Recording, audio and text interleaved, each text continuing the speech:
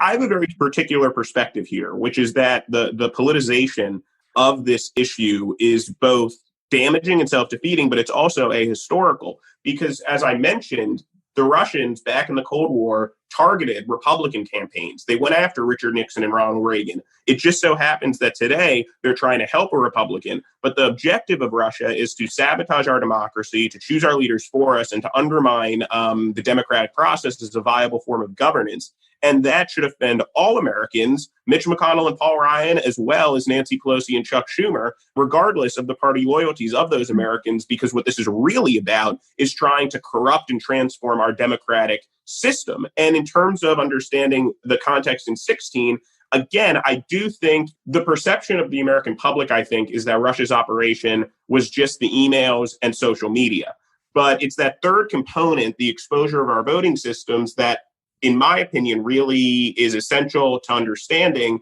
what happened in our government and also to understanding the threat landscape we face today. Because if Vladimir Putin achieved anything,